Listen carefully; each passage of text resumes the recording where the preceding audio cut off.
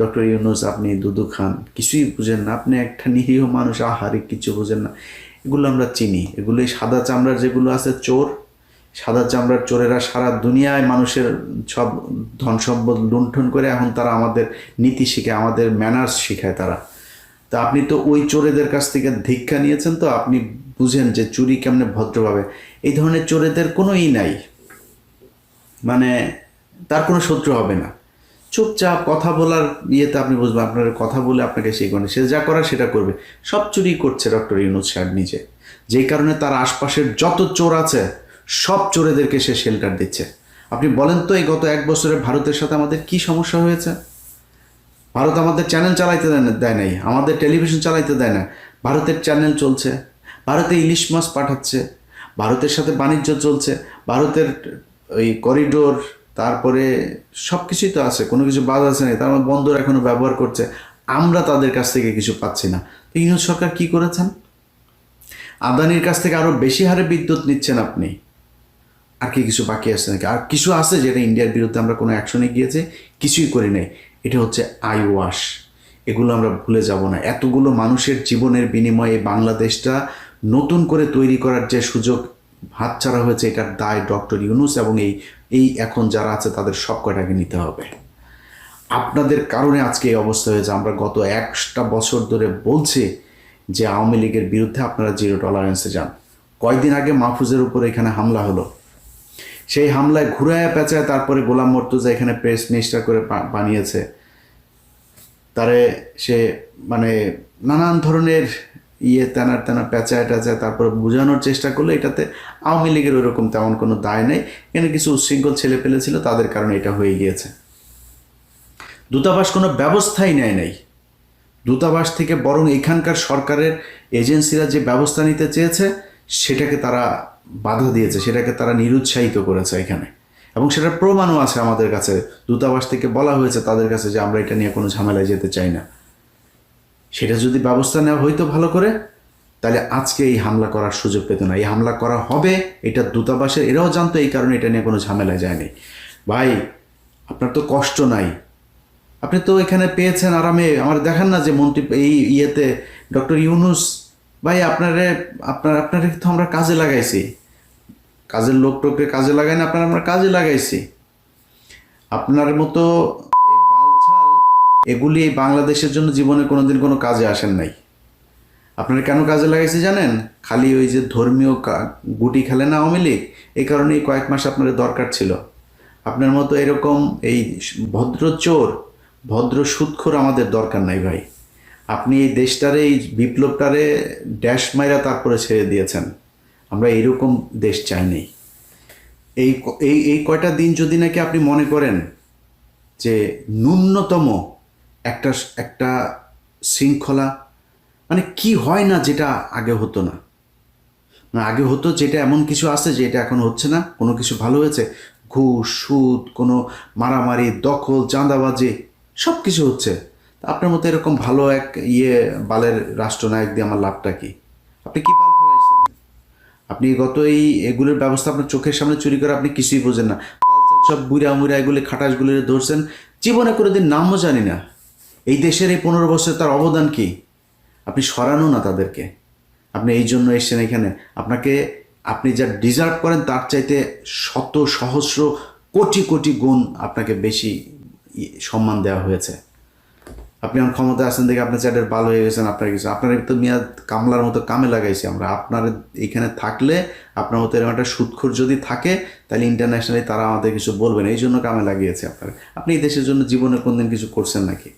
আপনি ওইখানকার ঘুরেন, খালি সারা দুনিয়ায় গার্লফ্রেন্ড আর মদ নিয়ে ঘুরেন, দেশের কোনো কাজ করছে? আপনি জীবনে কোনোদিন আজ পর্যন্ত কাজ করেছেন? কোনো কিছু করেন নাই।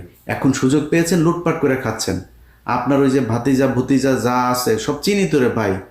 হ্যাঁ, আপনার এক অপূর্ব চোদনে থাকতে পারে না মানুষ, এর কাছ থেকে নেয় ওর কাছ থেকে নেয়, এমন বিশাল বড় এক নেতা হয়ে গিয়েছে। তো আওয়ামী লীগের লোকজনের সাথে ঘুরে ঘুরে এখানে এই যে বিশ্বজিৎ টিশ্বজিৎ এগুলির সাথে ধান্দাবাজি করে, ব্যাংক থেকে আইনে এখানে এনে তারপরে টাকা করে, এই স্পন্সর করে। মেরিওটে করেছে, কয়েক লক্ষ ডলার খরচ করে তারপরে এখানে প্রোগ্রাম করেছে। কোনো মানুষজন নাই, খালি বাংলাদেশের বিভিন্ন ব্যাংক থেকে টাকা এনেছে। ধান্দাবাজি সবই হচ্ছে। এই দেশের কি উপকার হয়েছে? একটা সাধারণ মানুষের কি উপকার হয়েছে? যেই ছেলেগুলো মারা গিয়েছে তাদের তালিকা এখন পর্যন্ত করতে পারেন নাই সুদখোর ইউনূস। আপনারা এই বিপ্লবে আপনি যে ক্ষতিটা করলেন, এটার সুযোগ আপনার হাতে ছিল। বাংলাদেশের মানুষ আপনাকে একদম ব্ল্যাঙ্ক চেক দিয়ে দিয়েছিল, ব্ল্যাঙ্ক সাপোর্ট দিয়েছিল। যা মনে চায় করেন ডক্টর ইউনূস। আপনি চুরি, আপনার কিছু লোকজনের চুরির সুযোগ দেওয়া ছাড়া আপনি কোনো কিছু করেন নাই। এই জন্য এতগুলো মানুষ মারা যায়নি। আমরা, আমার পরিবার বাড়িতে থাকতে পারি নাই। ওই ওই জেলার পুলিশ সুপার, ওই জেলার পুলিশ সুপার, অমুক বাহিনী হাজিরা দিতে দিতে শেষ, কেউ চাকরিও করতে পারে নাই। খোঁজ নিয়েছেন আমার পরিবারের লোকজনের সরকারি চাকরি গিয়েছে, সে চাকরি ফেরত পেয়েছে কিনা খোঁজ নিয়েছেন? এখন পর্যন্ত জেনেছেন? মামলা পর্যন্ত সরান নাই। আপনাদেরকে ছেড়ে দিব মনে করছেন, এইসব জেদ মনের ভিতরে নেই, চুপচাপ বসে আছে, অনেক সহনশীলতা দেখাচ্ছে। কারণ অনেকগুলো সমস্যা, হাসিনা না থাকাতে অনেকগুলো সমস্যা মাথা থেকে সরে গিয়েছে, যেই কারণে হজম করছে খুব ঠান্ডাভাবে। এটা খুব বেশি দিন হজম করব না। এখন তো তাও আসেন ক্ষমতায়, তারপরে একটু কম বলি, ক্ষমতাটা যাইতে দেন, কুষ্টি উদ্ধার করে ছেড়ে দেব আপনাদের। আপনারা কি মনে করেছেন তোরা যারা চুরি করছিস সেখানে বসে, তোদের দেশ ঠিক করে দেওয়া যাইতে হবে। এই 3 মাস যা সময় আছে না, এই 3 মাসের মধ্যে আওয়ামী লীগের সব কিছু একদম জিরো টলারেন্সে গিয়ে এদের সব কটারে ধরবি, এদের বিরুদ্ধে ব্যবস্থা নিবি। এখানে যারা করে এদের চেহারা দেখা যায় না। আমার সম্পত্তি ক্রয় করতে যায় নাই, কনক সারোয়ারের বোনরে ধরে নিয়ে যায় নাই, পিনাকির বাড়ি ভাঙচুর করে নাই, ওই বিএনপির লন্ডনের মালেকের বাড়ি ভাঙচুর করে নাই, বাদল মির্জার বাড়ি ভাঙচুর করে নাই, এগুলো করে নাই তারা। তোরা কি করছিস? এখানে ওরা যে চেহারা দেখায় দেখায় যা মনে চায় তাই করে। কি করছিস? খালি টাকা পাইলেই চলে। টাকা পাইলে তোর মারেও লাগাইতে দিবি, তোরা তোদের মাদেরকেও লাগাইতে দিবি, শুয়োরের বাচ্চারা। তোরা টাকা পাইছিস আর কিচ্ছু মনে নাই তোদের। কে আওয়ামী লীগ করে, কে কি করে, দেশে কি হয়েছিল কিচ্ছু মনে নাই। ইভেন এই পোলাপানগুলা, আরে ভাই এই দেশের সমস্যাটা কি ছিল জানেন না? এই দেশের সমস্যা ছিল বিডিআর হত্যাকাণ্ড। ভুলে গেলেন? মনে নেই এদের কথা?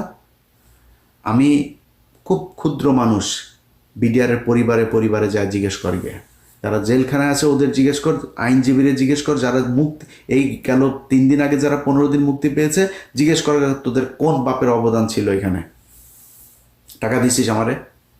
ওই ফেনীতে নুসরাত হত্যাকাণ্ড নিয়ে এই বনজ 16টা লোকের ফাঁসায় দিয়ে গেছে, একদম নিরীহ মানুষ 16টা। এখন পর্যন্ত কন্ডেম সেলে গায়ে লাগে না। 1 বছর 1.5 বছর হইতে গেল গায়ে লাগে না, লোকগুলির কথা মনে হয় না। কারা কারা কষ্টে ছিল খোঁজ নিয়েছিস কোনোদিন? আমি যা সেই লোকের আইনে টাকা দিয়েছি, ওই সেই ফরিদপুরে মনে আছে পঞ্চপট্টিতে যে মানুষগুলোর যে মারলো, 2টা ছেলেরে পিটায় মেরে ফেললো মন্দিরের পাশে, গেছিস? ওই যে একটা মহিলারে ভোট দিতে যায় না এদিকে, তারে যে 4 বাচ্চার জননীটারে যে সুবর্ণচরে ধর্ষণ করলো, গেছিস? তাদের খোঁজ নিয়েছিস? তোদের তো উচিত ছিল এগুলি করা। আবরারের বাসায় আবরারের বাপ মারে দেখতে গেছিস? আবরারের পরিবারের জন্য কিছু করছিস? আমি গরিব মানুষ, আমি তারপরে আমার সামর্থ্যের মধ্যে যতটুকু সম্ভব ততটুকু করেছি। যেই কটার নাম বললাম সবগুলো পরিবারের কাছে গিয়ে জিজ্ঞেস কর গিয়ে। তোরা সেটা ভুলে গিয়েছিস, মনেই রাখিস নাই। তোদের হাতে সুযোগ, এখনও সুযোগ আছে। এই হাসনাত সার্জিস এরাও যদি চায় না, এখন পর্যন্ত বিডিআরের এটা নিয়ে কোনো কথা বলেছেন? আপনারা একজনকে পাঠিয়ে দিয়েছেন, একজনকে কেন? ওইটা আপনার কাছে মেন মনে হয় না? ধান্দাবাজি করার জায়গা পান না? আপনাদের কিছু বলি না দেখে কি মনে করেন? এগুলি করেন, এগুলির মানে কোনো দায় নাই। সময় যতদিন আসে না, এরপরে দেখাবো মজা। আমার এক বালের বাংলা এডিশন, বাংলা এডিশন বন্ধ করে দে। এক বালের বাংলা এডিশন নিতে গিয়া কত কাহিনী টাহিনী কইরা তারপরে আমার কাছ থেকে টাকা চায়, 1 কোটি টাকা চায়। এই মাহফুজের পিয়ন টাকা চায়, ওরে অডিও টডিও আছে, এরপরে অডিও পাঠাইছি, এরপরে অনুমোদন দেয়। তার আগ পর্যন্ত দেয় নাই, অডিও পাঠানোর পরে তারপরে অনুমোদন দেয়। ঠিক আছে ভাই। আর আরেক ব্যক্তির বলতেও ভাল লাগে না ভাই, সবাই ব্যক্তি আক্রমণ কত করব বলেন? শরীরে রক্ত টকবক করে, জানেন এই জিনিসগুলো যখন দেখি। আরে ভাই, আপনার আওয়ামী লীগের লোকজন করবে যে ভাই আপনার ওই আমি কমেন্ট করবে এসে যে ভয় পাই। হয়তো পাই রে, তোদেরকে ভয় না পাওয়ার কিছু আছে? তোরা একটা মানে একদম সহজ সরল মানুষের একটা দেশ, এদেরকে তোরা ধরে 15,000 মানুষের মেরে ফেলছিস। এটা তোরা, তোর বাপ ছিল তখন। তোরা যুবতী মেয়েদেরকে ঘরে ঘুমাইতে দিস নাই, তোদের রক্ষী বাহিনী, তোদের এই যে তোর বাপের ভাগনা টাগনা যেগুলি ছিল, এগুলি মিলে এগুলি করতো। তোরা তো হিংস্র, তোরা তোরা মানুষের গান পাউডার দেখে মারতে পারিস, 6 মাসের বাচ্চারে সব বোমা মেরে মেরে ফেলতে পারিস, তোরা মরা মানুষের উপরে জাম করতে পারিস, তোরা লগি বৈঠা দিয়ে মারতে, তোরা আগুন ধরাই দিতে পারিস জ্যান্ত মানুষের শরীরে। তোরা যা করছিস আমরা জুলাইতেও তোর তো ভয় পাই। কিন্তু যদি নাকি জিজ্ঞেস করিস যে ভাই ফাইট করবেন নাকি, বল, তোরা ঘোষণা দে, কবে কোথায় কোন জায়গায় ফাইট করবি ঘোষণা দে, তোরা ঘোষণা দিয়ে বল তোদের ওই জায়গায় আসলে কারে বাল ছিঁড়তে পারিস। এই যে আজকে 2 জনের পাইছিলি, কি বাল বাছিস? ডিম মারিস কেন? ডিম মারিস কেন? ডিম কেন মারো? বোতল কেন মারো? আর কিছু করতে পারো নাই? হাতের কাছে পাইলা, এরা তো তোমাদের 32 নম্বর দুছে দিয়ে এসেছে, দেয় নেই এরা, আমরাই তো বা মারা ফেলে কেন? মারা ফেললি না কেন? মেরে ফেলতি, খালি ডিম মারিস কেন? মানে ডিম ওইটা বাই ল, ওইটা অ্যালাউড, এই জন্য তুই এইটুক করতে পারছিস, যাতে মাতাল তালে ঠিক। আর কিছু করিস নাই, পারবিও না। তোর বাপের বাড়ি ভেঙে দিছি না, কিছু করতে পারছিস? তোর বাপের বউ বা ছোট বাচ্চা টাচ্চা সব পিচিতে চাপ দিয়ে মেরে ফেলছে না, ডালিম বাড়ি কিছু করতে পারছিলি? জিজ্ঞেস, তোর লাশ আনতে যাস নাই। এটাই তোরা যখন সুযোগ পাবি তখন তোরা অনেক হিংস্র হইতে পারিস, সেটা আমরা জানি। সেই জন্যই তোদের ওই সুযোগ বন্ধ করার জন্য আমরা এই কথাগুলি বলি, বুঝিস নাই? তোরা এখানে নাচানাচি করিস না, তোরা নাচানাচি কটুক করতে পারিস, এটা আমরা খুব ভালো করে জানি। একলা তবু 30টারে দুচে দিয়ে এসেছিলাম না, মনে নেই? ফেলাইতে পারছিস, তোরা কটুক বাল ফেলাইতে পারবি, এটা আমরা জানি। এখন তো আরও পারবে না, এখন তো কিছু হইলেই ধরে, আজকেও ধরছে কয়টাকে। তো তোদের নিয়ে কথা বললাম, তোরা এই আলোচনার ভিতরে আসিস না। কিন্তু যারা এই দেশটাকে ঠিক করার জন্য জীবন দিল, সেই মানুষগুলির জন্য ভাই আপনাদেরকে সরকার হিসেবে বসিয়েছে। এই সুযোগটা যদি আপনারা নষ্ট করেন এইভাবে, সময় আছে।